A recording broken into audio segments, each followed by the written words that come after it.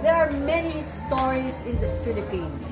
Many stories that undiscovered stories that we want to impart to all of you.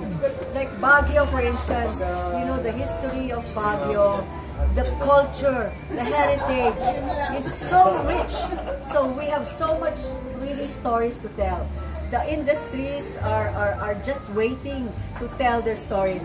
So to me, I think the message here is that look deeper, do immersive travel, do not scrimp on your travels, do slow travel, because it is important for you to connect with people, to learn their history, learn their ritual, because this is where you will be proud to be a Filipino. You will be proud of coming here. And you know what is important is that you cannot just come here one time. You should come and visit the Philippines, Baguio, the Cordilleras on a repeat visit, because every time you come to any part of the Philippines or even the Cordilleras, there's something new always. And there's always friendship and love that will come into being. Good morning mga kasenyor, nandito tayo sa Baguio City and we are attending the Baguio Festival. This is Baguio's Creative Festival. Join me as we experience the creativity and the heritage, the art, the culture, the crafts of this city of pines. Itong malamig na syudad nito, and we're very happy to visit. We'll be visiting museums, galleries, restaurants that celebrates the creativity of the people of Baguio. So tara na, samahan niyo na kami as we experience the Baguio Festival. Let's go!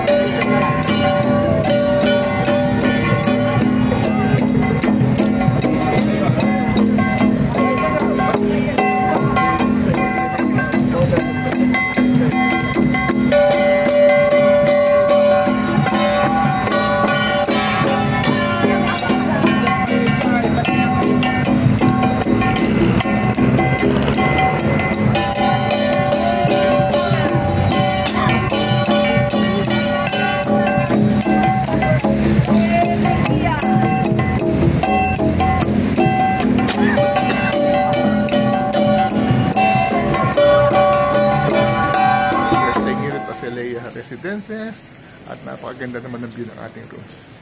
Ito talaga ang Baguio City. Yan o. City of Pines. Welcome to Baguio City. Good morning sa lahat. Nangaga natin. Magbe-breakfast tayo mamaya konti. Dito sa Azalea. Ganda, napaka-komportable ng tulog natin. Azalea is a flower. Ito yung lobby. Ganda.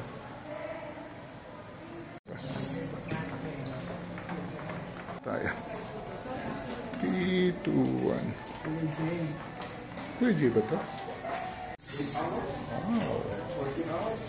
And then the 2 hours before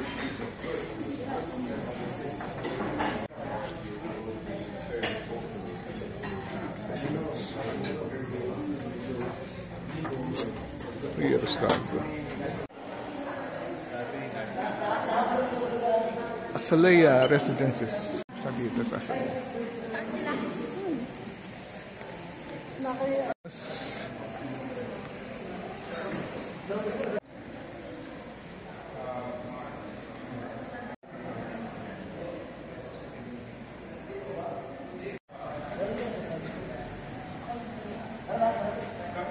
Natin Amare La Cucina.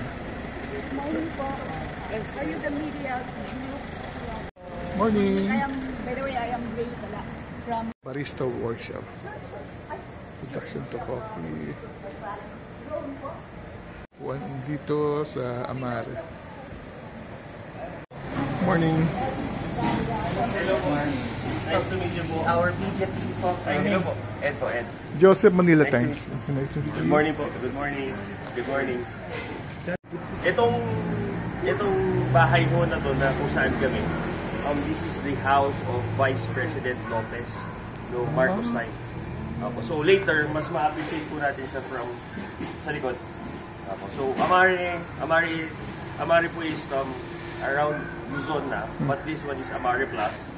So why Amare Plus? Kasi dito po namin ginagawa yung mga bago namin products before namin siya i-expand.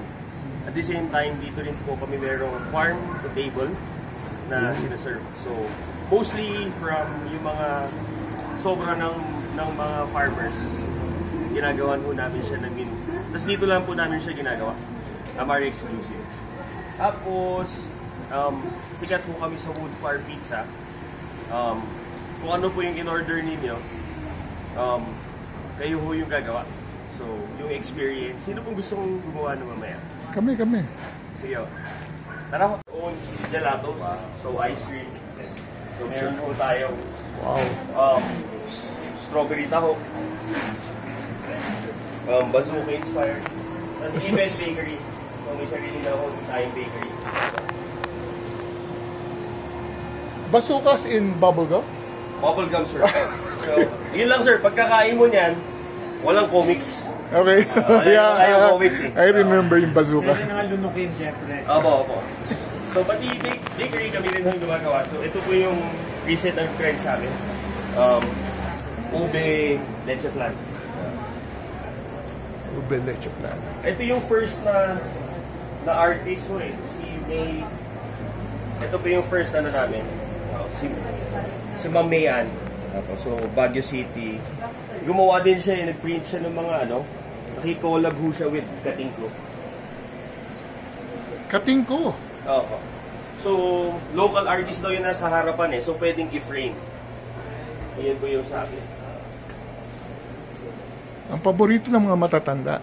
Siyempre. Katingko. Ako nga sir eh. Tanda na rin pala ako.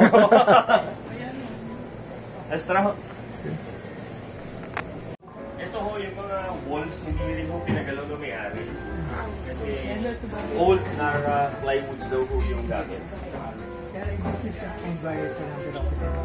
No more.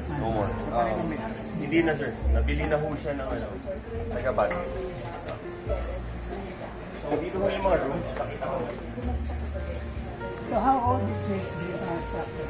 The structure, I think it's 1970s eh. The 70s pa ho ito. So ito, ginawa rin ho ng artist, si Summer Lozano.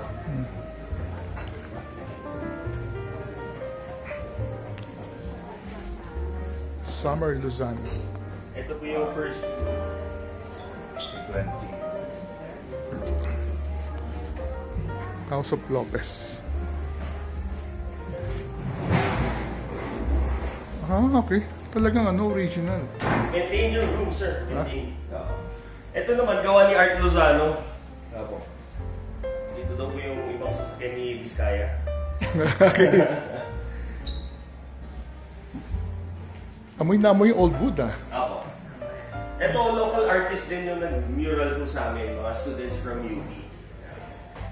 And this is the Baguio Cathedral? Hindi. No, nilan po eh. Pero wala lang yung mga kalapati at saka yung... Tapos ito gawa din naman ito ni Manang Irene. Irene Dumoya. Ang ganda, no?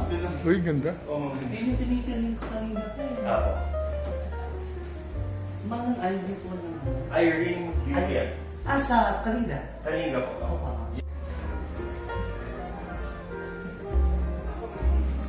Pero meron siya keywords. No. This is Baguio. Ito, isa namin sa mesa ko ng bahay natin.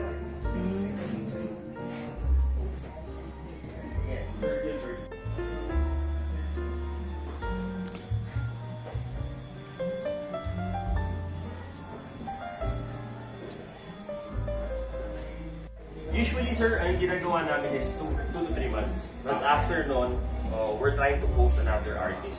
Kinontinue namin yung advocacy ni Ma'am Venus. Kasi na-realize ko, mostly ng artist, pagka nagawa sila, hindi nila napopost. So at least may use up din yung walls eh. Tapos ito yung gawa ni Manong Gil. Stone and wood. Ito rin po eh, parang butterfly. Custodian type. Parang ganun po eh. Oo. Yung artwork dito sir is collection na Pero ako, mini-maintain ko siya ng 2 to 3 months na pabalik. Still part of, ano sir, kasi part of the Team of Venus. Then, obviously.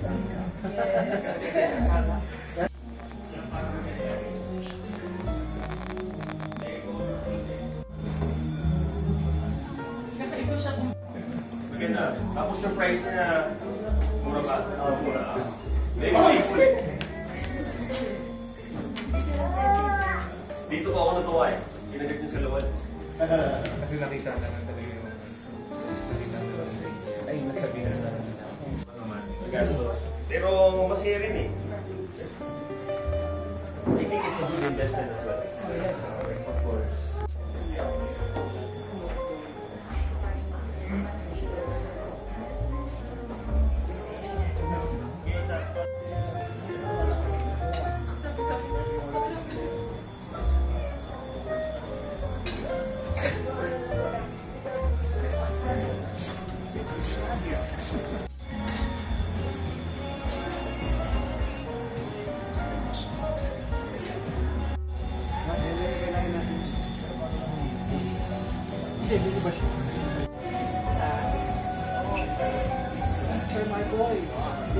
Here in Baguio. So, you're in the thick of the festival.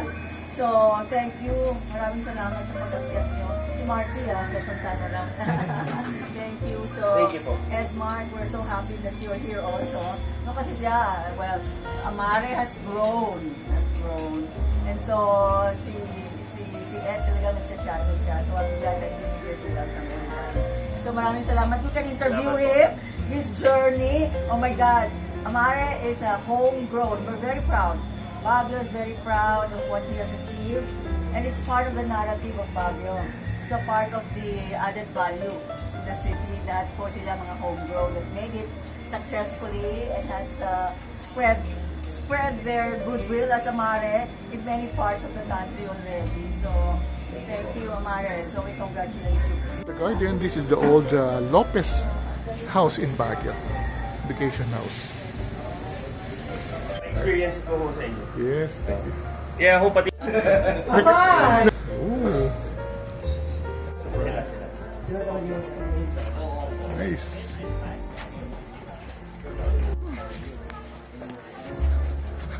Farm to table.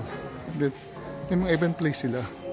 This is parang event venue. Parang may wedding ngayon, ha?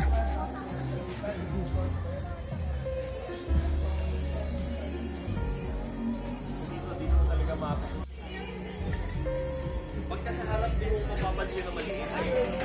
Laki ng house.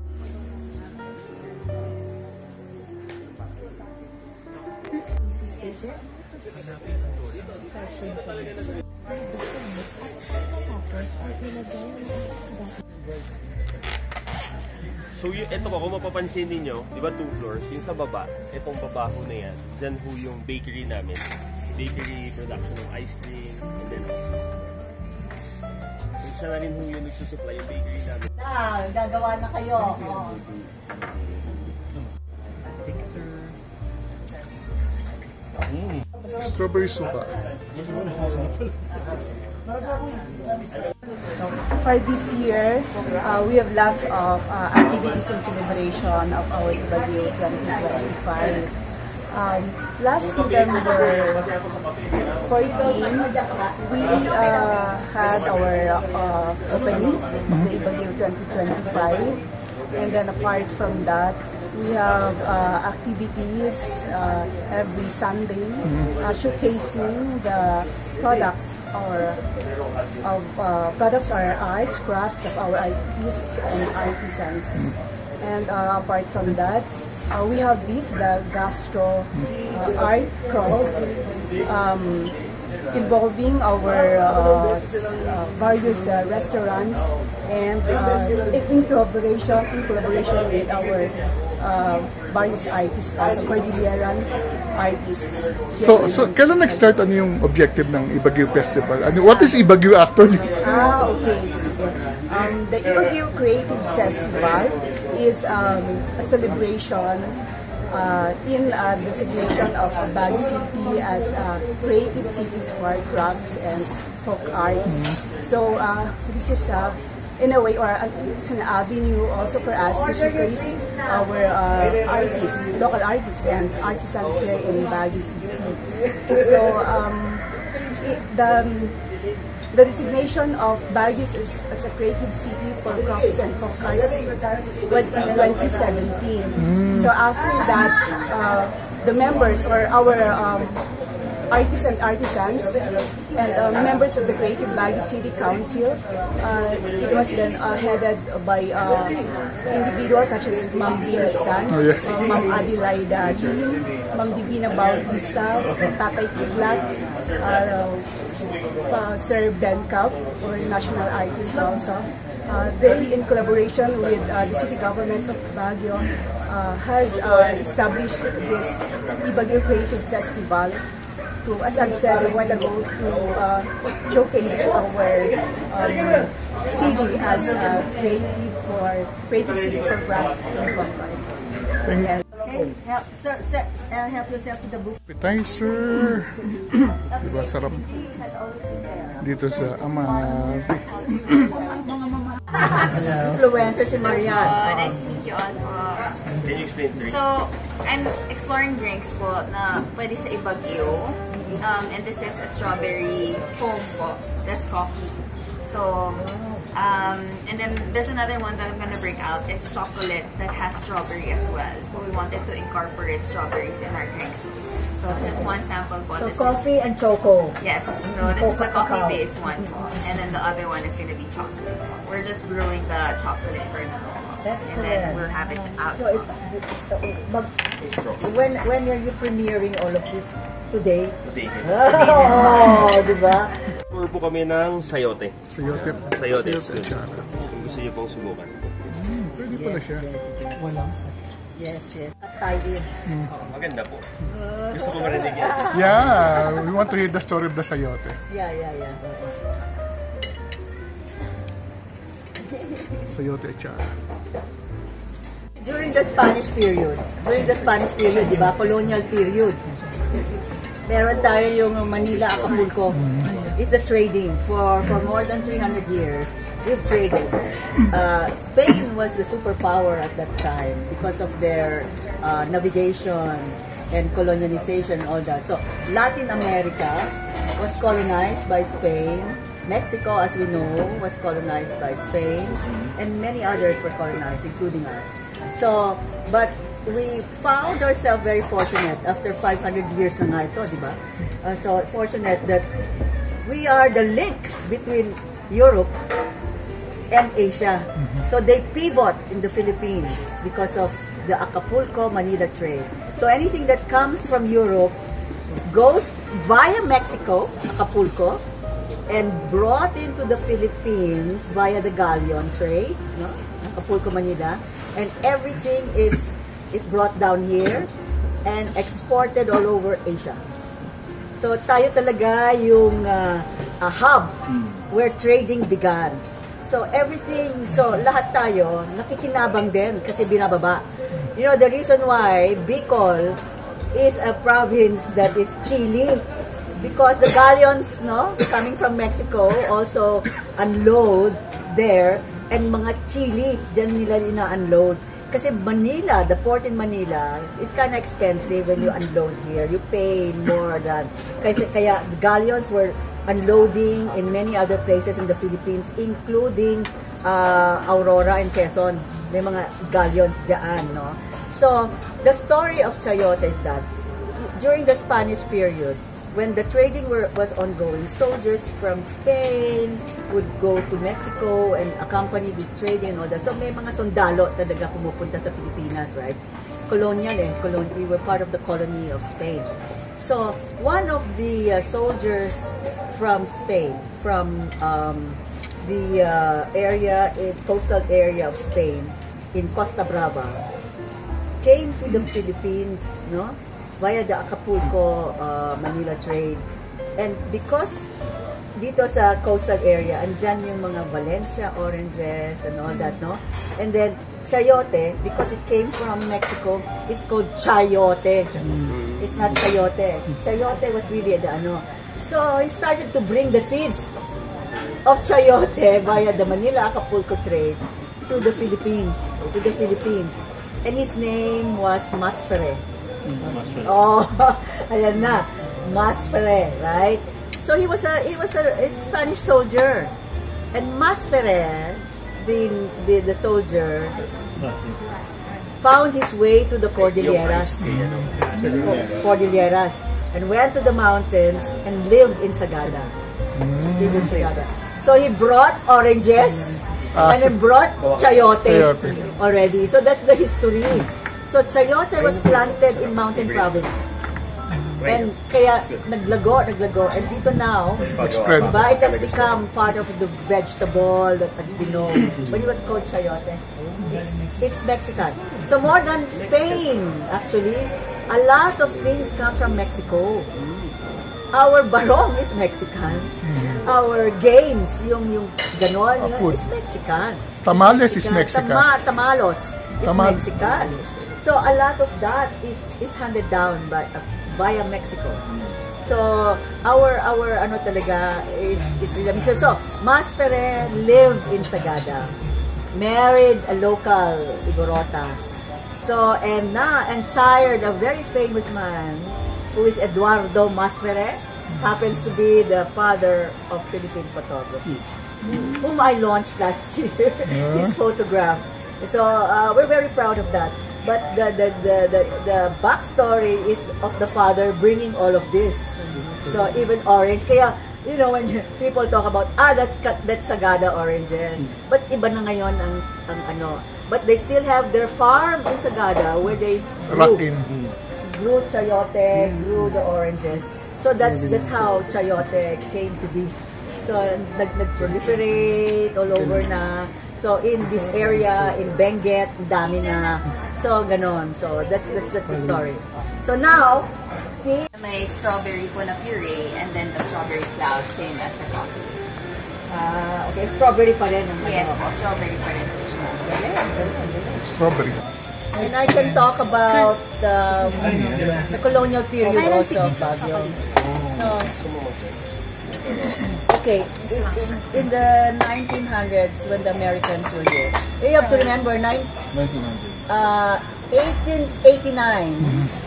when Spain seized the Philippines via the Paris Treaty. The Paris Treaty, 1889. They didn't want the uprising to prosper, so they found a way to give up their colony, which is the Philippines. So they sold it to the Americans.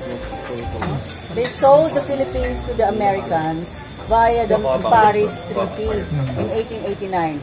So Americans came in already and they were our colonial masters already at that time. So 1900. So they ruled for 50 years, as we know, no, in the Philippines. So the history of the Americans here in Baguio is so rich. This is how we identify Baguio. No? Kasi during their rule as colonial masters, you know, Americans, di ba? A lot of them come from the east side, Maine. Kasi Cameron Forbes come from Maine. So at that time during the, sino ba presidente noon? Was it Roosevelt? At that time? So they were putting a lot of premium to the Philippines kasi they're building this as a colony. So a lot of their military forces in the Pacific were here. But they're all temperate climate people, right? They were dying in the lowlands. Their biological makeup was not used to tropical weather. So they were dying of diphtheria, of malaria during that time, no? So all of their soldiers were being brought to Hong Kong for recuperation, the hospitals there. At the time, Hong Kong was already a colony of England, the British colony, right? So they have established their hill stations in some Asian countries like India, in Hong Kong, Shanghai, no? So they were present there already. So no, Indonesia was the French and anyway, they were bringing all their soldiers to Hong Kong for recuperation. Dami, the hospitals were already established there, but it was taking its toll on the budget of the Americans. Their government, it was taking its toll. So they said, my gosh, we have to find a way where we can find a place where it is more or less temperate, where our soldiers can recuperate. So they sent a lot of expedition up to the north. They sent a lot, and at that time, you know, the Cordilleras were never conquered by Spain because they were repelled by tribes, no. So that's why Cordillera's culture remains intact, no, really, because of the terrain also, no, they couldn't really conquer it, and plus they were being repelled. So the Americans came. So Spain, when they ceded, that's why meron kaming La Trinidad. During the Spanish period, La Trinidad was named after one of the general's wives. Kaya si Trinidad. So La Trinidad was their outpost to travel up north. They never really prospered going up all the way to the north. So that one, the Americans saw, okay, Trinidad was a valley. Okay, it's okay, there are trees, ganyan, but it's still not the same. So they came this way. So they found this place. It was a grazing land. It was owned by a chieftain called Mateo Carino. So it was cattle. They were raising cattle. They were using hide of cattle. Basta grazing land ito. And then they found an area surrounding the main area. Burnham Park yun, ano. So they started to look into these places now. So, wow, may pine tree. So the temperature reminds them of Maine. Exactly how they envisioned it to be. So it reminded them of Maine. So they said, this is it. Daming expeditions, right? That's why maraming the names of our streets are named after the first expedition. So a lot. So they found this place. So this is Baguio. Really is the only city in the Philippines found and designed by America. This is the only. So kaya here we're not like any other towns where Spain, yung urban development ng Spanish, you have a plaza and surrounded by rich people. Ganon ang ano nila, di ba? In Mexico, ganon din. Here we don't have that. So this is the only American city really founded by the Americans and designed. So at that time, during that period in the early 1900s, there was a foremost urban planner in America, and he had this movement called City Beautiful. It was a movement. So Daniel Burnham was the foremost urban planner and architect of Chicago. He designed Chicago and Washington, D.C. Okay? So the President of the United States at that time tapped him Sabi niya, go to the Philippines, syempre, steamboats lahat, boat, 1 month siya nasa barko, coming here, and then coming to an expedition, coming to by horses, coming here and all that. So he saw this place, and he started to visualize how it would be. So according to the City Beautiful concept. So that's why it resembles how it was Chicago and Washington DC also, how they started to map everything. So the area where grazing was is now Burnham Park. And the house where Carino was where Rizal Park is, and the City Hall. So that's why City Beautiful was, you are overlooking an area that's flat. Around here was, they started to build what was, we all know as Pines Hotel, but during that period, it was a sanitarium. It was a hospital on top of Luneta Hill. So ayan na, they started to build around it, and of course, they had to build John Hay. So Camp John Hay was named after one of the military engineer also. So ayan, they started to build all of that, and then ayun na, Cameron Forbes came up here and he said, I want this as a chartered city. I love what we've done here. I want to encourage the rich Filipinos to invest here. That's why a lot of the wealthy Filipinos have properties here, because he really wanted to develop this city with the Cameron Forbes. Kaya you have the Lopezes, you have the Laurels, you have properties still here. Lopez, this house belongs to the Lopezes. Correct? Yes, sir. So they really was encouraged by Cameron Forbes. So all of them, sina Recto, they have a Recto. Pizza mo. Wow! Wow, meron pang gold. Ano po? Actually, 24 carats po yan.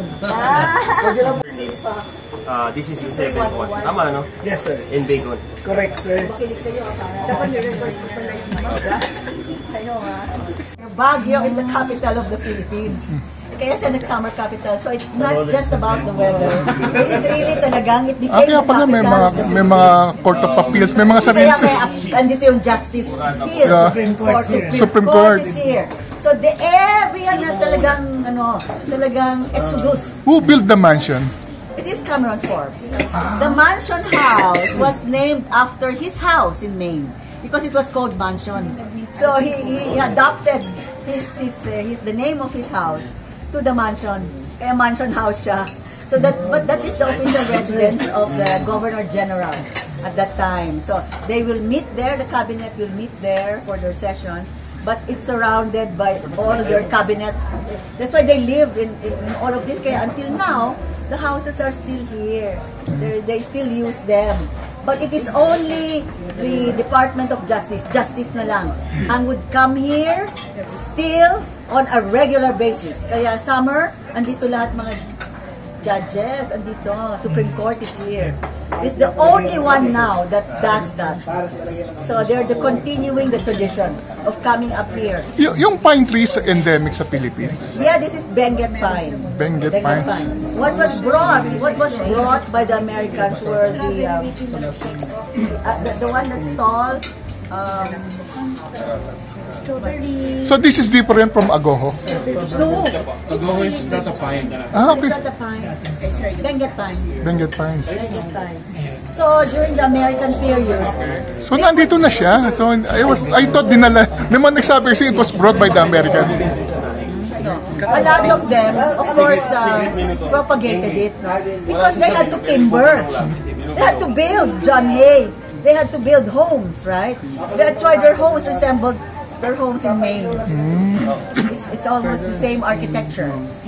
So they built their homes here, replicating where they came from. That's why John Hay is like that up to now. So we want to preserve all of this. It's part of our history.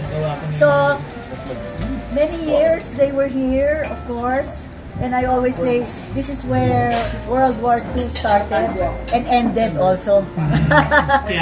Yeah, because during the Second World War, we were the nearest. The Japanese thought that we had military arsenals here. They didn't realize that this was just their R&R. So Baguio became the finest hill station in all of Asia.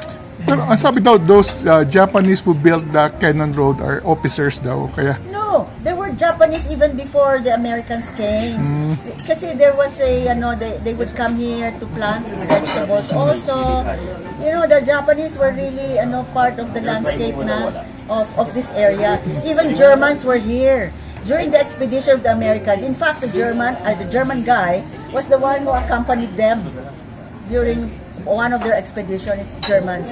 So there were many living here already at that time, even before the colonial occupation of the Americans. So marami na. So yun. So Baguio has remained a city that really wants to preserve its history. So marami, kaya even our streets, Malcolm Square, is still, they're all engineers. Cannon Road. Right. What about Wright? Wright Park is also an engineer. All of that. So all the names of our streets. Kaya it's an American built, found. Ibagyo. Okay. Why? What is that word? It is an Ibaloy word. Bagyo means moss. Moss. The mossy. Baguio was full of moss. It's mossy forest. When the Americans came, they couldn't pronounce Baguio. So that's where Baguio's name was derived from. Baguio. It's Baguio.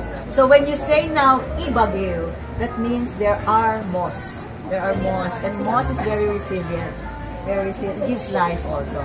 It gives life. That's why one of the, moving forward na in the pandemic, I thought of a campaign word that would position Baguio during the pandemic, no?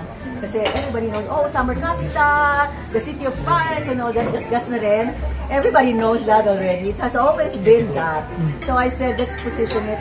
Kasi I want to make Baguio relevant also. So there was a meeting, so they called me and they asked me, how can I say? And I said, we can make Baguio relevant through breathe.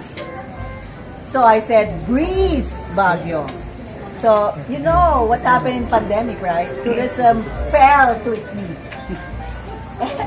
The industry fell to its knees. So the mayor said, we have to do something about the industry, our people, our ganyan. So the tourism office came together and started to ask the community, and then they asked me to sit down into the mix, and I said, why not breathe? So breathe. So a lot of breathe really into the dimension of here you can remove your mask and breathe. Up in John Hay has the highest air quality here. So because of its elevation and because of the trees that surround it, it has the highest elevation. So I said, breathe. So one of the things that I wanted to revive when I was regional director was really the wellness aspect of Baguio, because it has really remained in history. I didn't want to reinvent anything when I was regional director of DOT here in CAR. So I didn't want to reinvent anything. I said, I will revive the historical significance of Baguio. And one of them was recuperation, rejuvenation, and wellness. But during that period, it all meant about hospitals and sanitarium. But moving forward, I said, wellness will be natural healing. So because of the way that they developed John Hay, trails, because you have to remember, they had to build homes, they had to timber. But mind you, we have to give it to the Americans. They timbered, but they replanted. Every tree here in John Hay has a number. Inventory yan. So third growth, second growth already. So most of them have been timbered, but second growth, third growth na lahat yan. So, but you have to give it to them because all of the trails where they timbered, merong hydrant yan. May mga tubo lahat yan. Because anything, there is a forest fire, there's always immediately. So they found a way. So that area has the highest air quality. So what I did, because of my revival, we were the very first in the Philippines to establish a forest bathing area. I took this, it is not my own alone, but I was inspired by Japan. It was a lifestyle. It's called Shinrin Yoku. It is translated as forest bathing because when you walk into the canopies of trees, you imbibe their oils. It distresses you. So wellness. So in this area where I identified as a forest bathing area is a 3-kilometer trail amongst forest. So it's really lovely.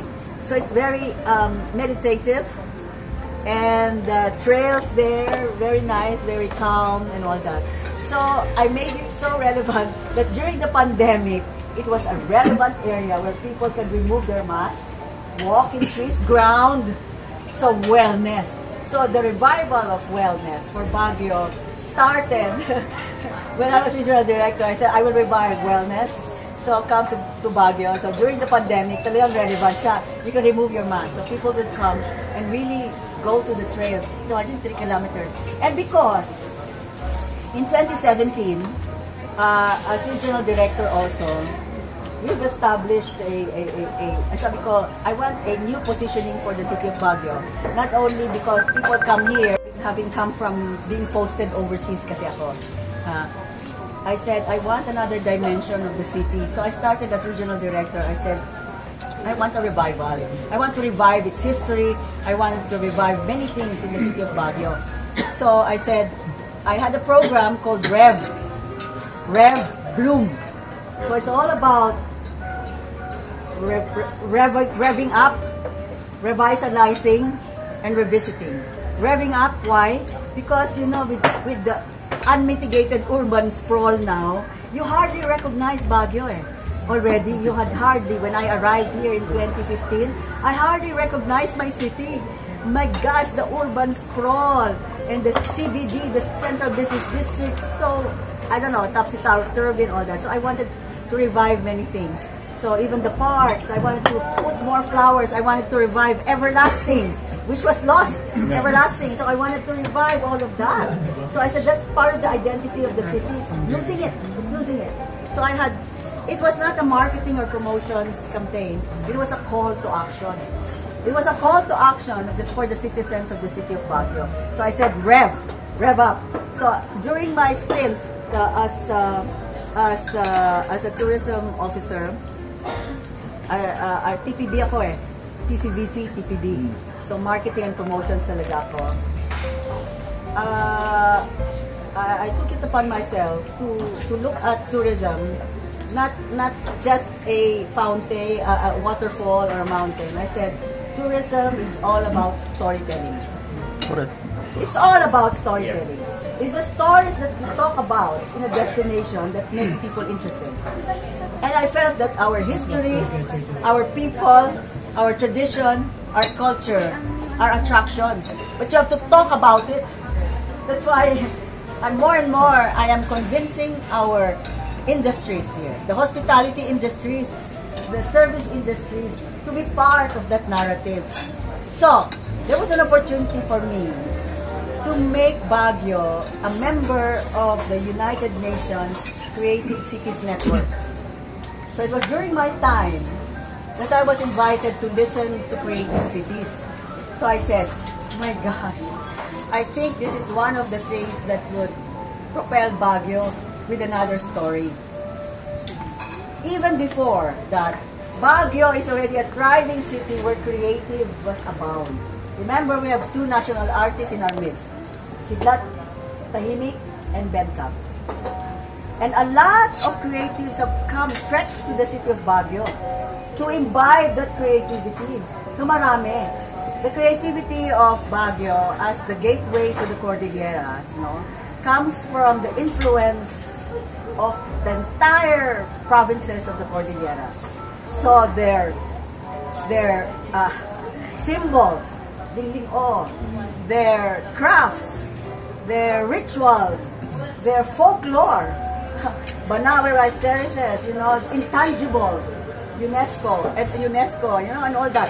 So, ang daming stories that are coming out of the Cordilleras, which all came to the city of Baguio so that people can have access to these stories and goods Kasi dito na yung trading during the American period. We have the market, the city market of Baguio, right? So, lahat ng mga goods coming from the north, no, Kalinga, Apayao, Abra, Mountain Province would all come here to the city of Baguio for trading.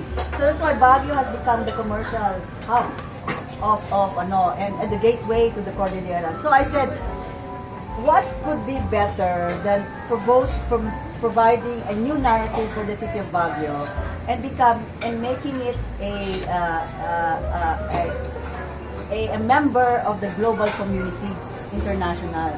So I started to study the creative cities, no? So at that time, ASEAN, we are a member of ASEAN, there were only 5 creative cities in ASEAN at that time. So DTI had a workshop for a summit of creative cities, so I was invited to listen. Kasi good friend ko yung tiga-TTV noon, si Asek Rose Vigaitos. Si Asek Rose Vigaitos is DTI, and she said, Venus, ikaw, RD ka na. Punta ka. I was a regional director of CAR. And I went. I invited some of my friends in UP, the Chancellor, I invited them. But let's attend this. They were all invited. So I listened in. So when I came back, I said, I will convene the cross-section of the creatives of Baguio, including Kidlat and Benta. So we all met in UP, we had a dialogue, and I said, I want to apply to the UNESCO Global Network community and make Baguio as a UNESCO creative city. There were 7 fields to apply for. One is design, one is gastronomy, one is film, one is literature, multimedia. Basta 7 na dyan. Crafts and folk arts, 7. Ngayon 8 na including architecture, but at the time 7 pa. So what would be in a good field where we can apply? What is a distinct, in people's mind, what would they think of Baguio in the field of creativity, no? A lot of, some of them said, baka design, o baka music. Music pala is one of them also.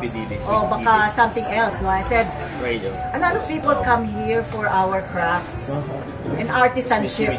Diba? May pillar craft dito may metal craft, silver, making, may basketry, may carving, of course. Wood carving was a pillar craft here. So I said, why not craft and folk arts? So it was a unanimous decision. So it was consulted. It was a consultation. So I asked the cross-section of the creative community of Baguio. So we came to a decision at that time. So we had only barely 6 months to apply.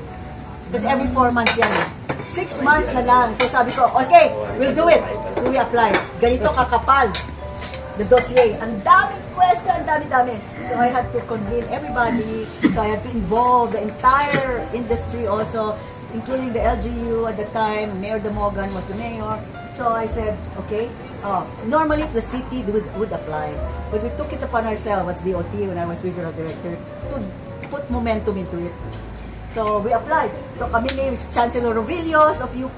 Sabi ko, I'm not a researcher, I'm a marketing person. So somebody has to do it. So I had somebody also in my team, no? Si Hiro.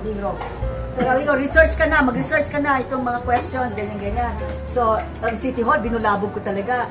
What does it mean for our crafts, no? Does it provide economic value to the overall GDP of the city?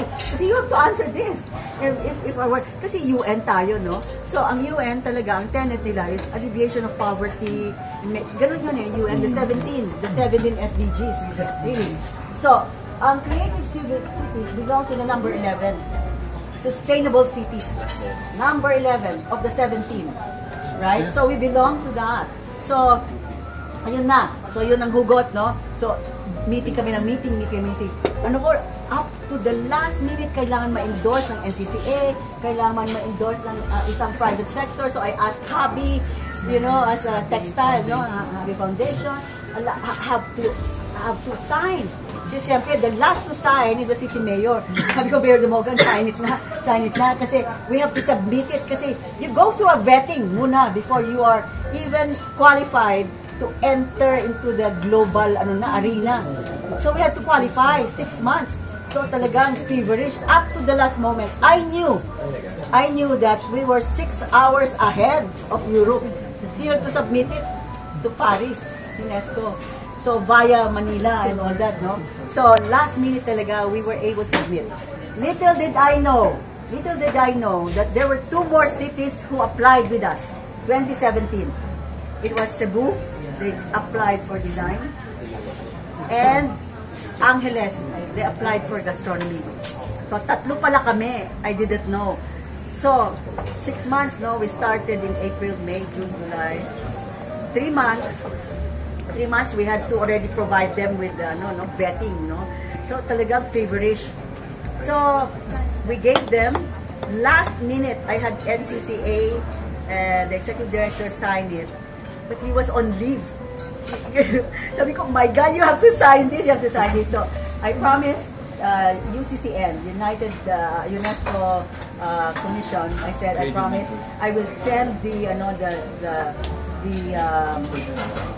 written everything, no, the hard copies, but we will send it digitally. We will send it all digitally, complete dossier. So July came, so we were all like this. So we said, what will we do if we get designated? We have to plan, because we have promises in our dossier, what we will do. So I said, Manu Kidlat, I want to revive the Arts Guild. Kasi the Arts Guild was an annual thing which was founded by both Kidlat and Ben Cabrera. So I want to revive that, sabi ko, but we will name it some other, and I will revive it on the month that you've always had it, November. That's the reason why it's November, because I did not want to reinvent anything. I wanted to follow what was historically. So the National Arts Guild, remember, sila yan. So I said, I want to revive that.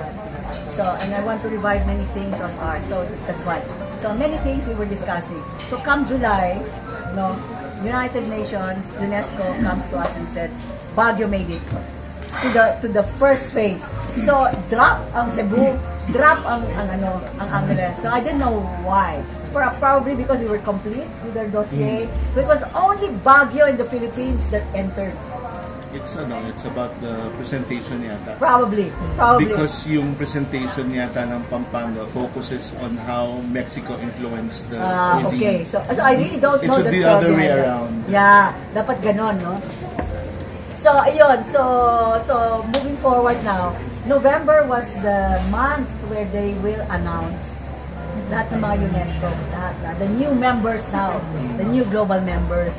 So come November, talaga we were all jittery already. Okay, the Baguio is the only one in the Philippines that is been qualified. So November came. October 31, I was roused on my bed. Talaga, literally, I fell out of my bed because I received a call from Paris saying, Baguio is the new member, global member. So we became the very first UNESCO creative city in the Philippines. Baguio is the pioneer. Baguio is the pioneer. And I would believe, and Toff would always say, Toff de Venecia would always say, you know, PISIDA, the law, the Philippine Creative Industries Development Act, which is a law now, providing a support to the creatives. So, and he would always tell me, Baguio became the inspiration. So Baguio trailblazed when it comes to this. So we're very happy. We are the first. We are very happy that we are the peg of many cities. Kaya to this day, Cebu started to again apply and made it. 2 years after, they made it as a city of design. And then 2 years after, Iloilo applied and they made it as gastronomy. Okay. This year was an open again. 2 more cities applied here. They made it. Dumaguete. Quezon City for film and Dumaguete for literature. So in the family now we are 5 already.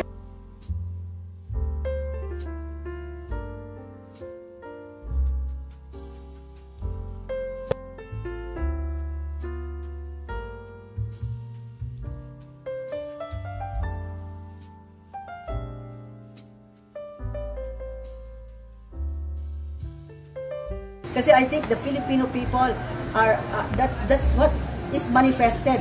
It is our warmth. We're the only, I think, people in all of Asia, in all of Southeast Asia, that can communicate. We have had many influences over the years. So we are the only people that can communicate and feel you coming and feel who you are. So to me, talaga, welcome. I invite you all to come to the Cordilleras. Not only Baguio. Baguio is really merely a gateway, but experience the Cordilleras. The Philippines, my gosh, it is a multifaceted country that can be experienced from Batanes to Jolo.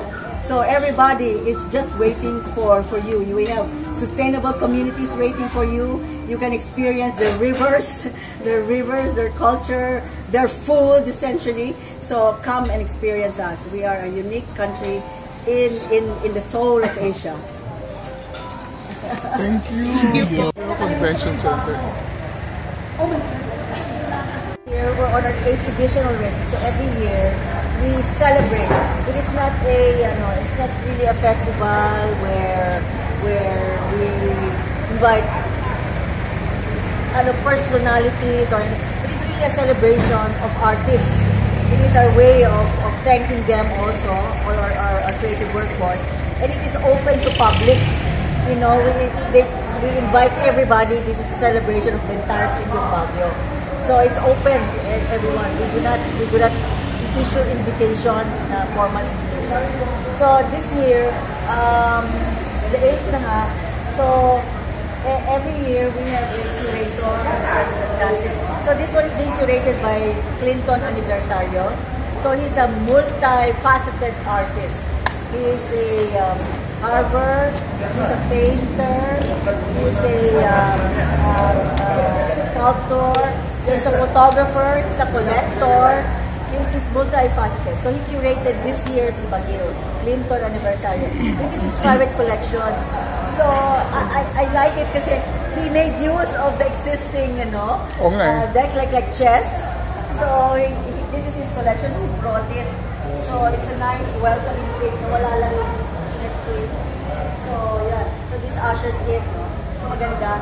So the theme of this year's Baguio is heritage rooted, futures routed. So while we are deeply entrenched in culture and heritage, we look forward to the future and be part of the future creative families in the global national arena. So that's how that's the theme of this year.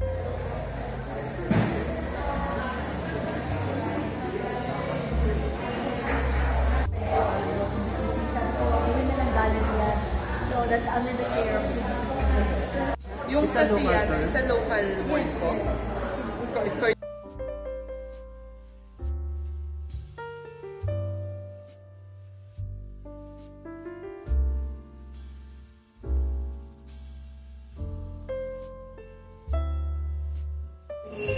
Prime movers of this art foundation.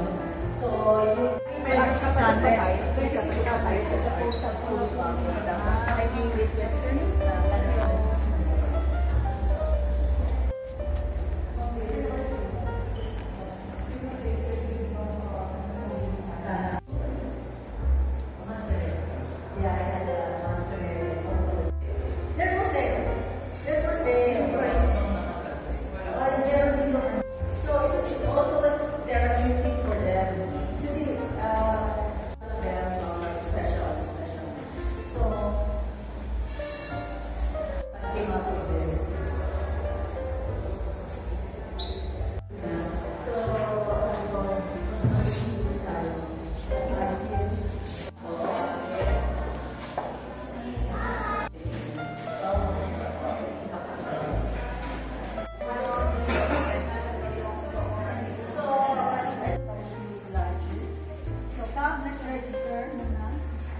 the artist, as I spoke about, who's multi-talented. You explain who you are, Clinton. So, what do you do? Maybe, he's not just a curator. He's really an artist.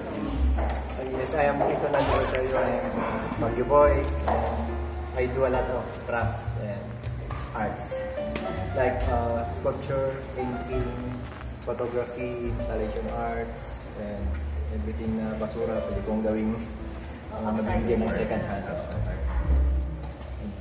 And welcome to main exhibit gallery dito sa basement, and I hope you really enjoy the show.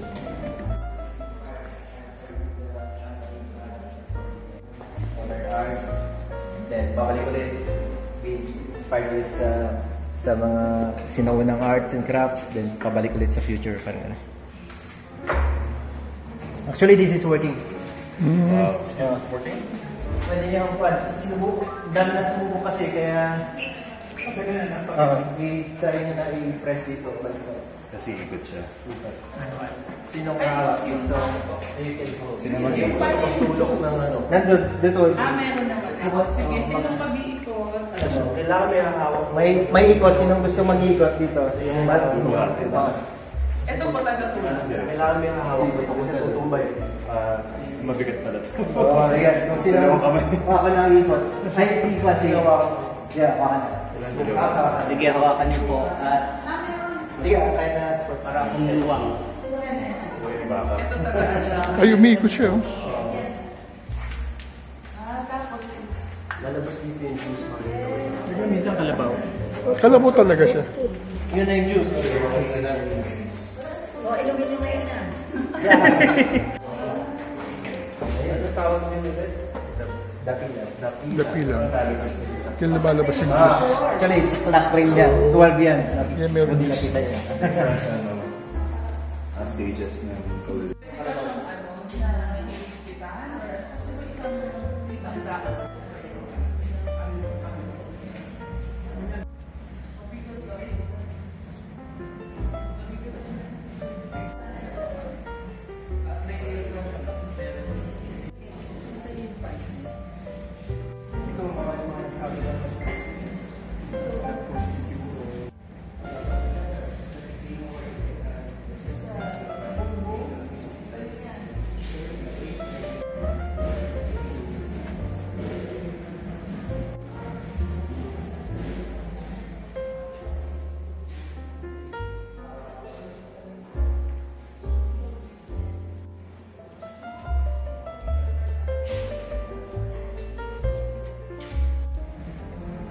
Camera.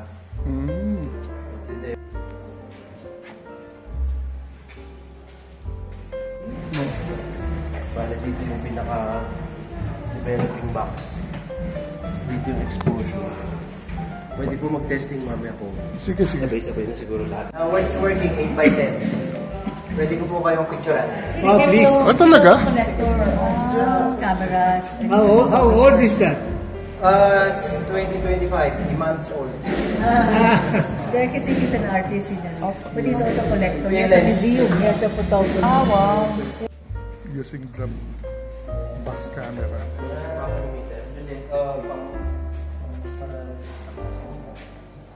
First time nating mababox camera. Ito, ginagamit na yung ano.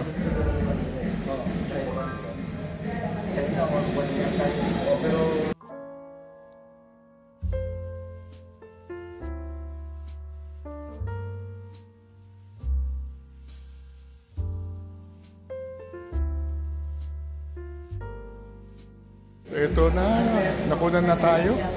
Ngayon i-develop na yung photo. Balik from here, dilipat po dito sa dark box, tapos process po sa chemicals. Paul ni Lolo.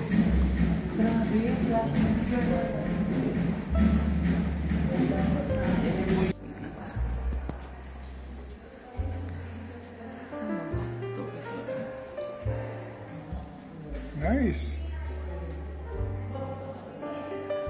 Ito yung kanina.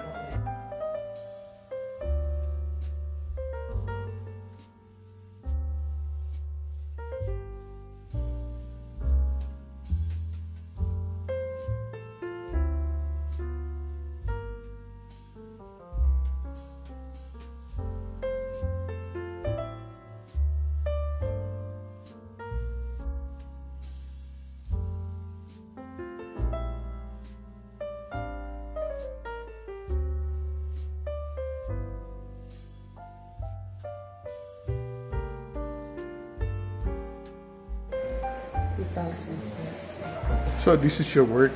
Yes. Anong title niyo? Silent room. Silent room, bakit? Content test tube tape, artificial simulated. So, welcome to the Baguio Creative Festival dito sa Baguio. We're here and we're enjoying itong gatherings ng mga local artists. Napaka-creative pala ng mga taga-tipan. Tuloy yung mga artworks nila, installations nila. From sculpture to paintings to visual arts. So, if you happen to be here in Baguio, visit the Baguio Convention Center and see this wonderful gathering of local arts. Ito ang gallery dito sa Baguio Creative Festival.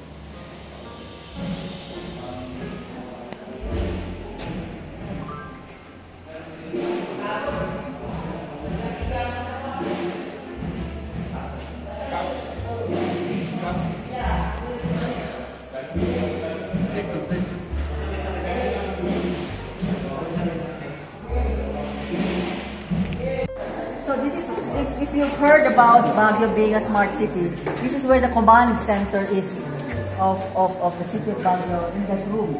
And because we are a creative city, we have innovation centers and incubation hubs. So one of the things that Mayor Magalong did was put up an incubation facility here called SIGLAT. SIGLAT, Synergize Innovation and Gravitate Leadership Towards Adaptive Technologies. So it's being done here. So, yeah. So it's an incubation facility. So space for shared artists. Yeah, shared space for artists also. Pwede po dito. Yes. So, again, ito ang unang innovation center na Baguio ang napapakakita. So, itong space po dati bodega siya. But ngayon, since we applied for the Safe and Sound Cities Project, nag-provide ang city ng safe and inclusive space para sa kabataan, for the youth. At ito na po yun. So, nag-paint po dito at naglinis dito ay mga kabataan, volunteers, interns, ganito. So, may tatlo po tayong rooms. May thinker's room. Makita niyo po mamaya, may interactive TV tayo dyan. Usually, ito po, nagkakandak ng meetings dito ang different offices, ang mga youth organizations, mga schools, kasi may meeting space na free. And then, ito pong space na to, makita nyo may knowledge management corner tayo dito. Andito din po namin dinidisplay ang mga tokens. Ito po ang isang sample. So, 3D print po namin ito dito. And mga UP Fine Arts na volunteers and students ang nag-paint ng mga ito. Yeah. So may tatak sila. So doon naman po sa kabila, sa creative space, andyan po lahat po ng equipment.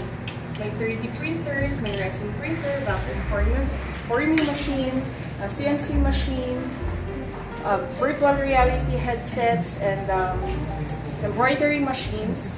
So we have laptops, 3D scanner, meron tayong printers, tablets, lahat po yan free po na ginagamit ng kabataan and kahit sino pong interested.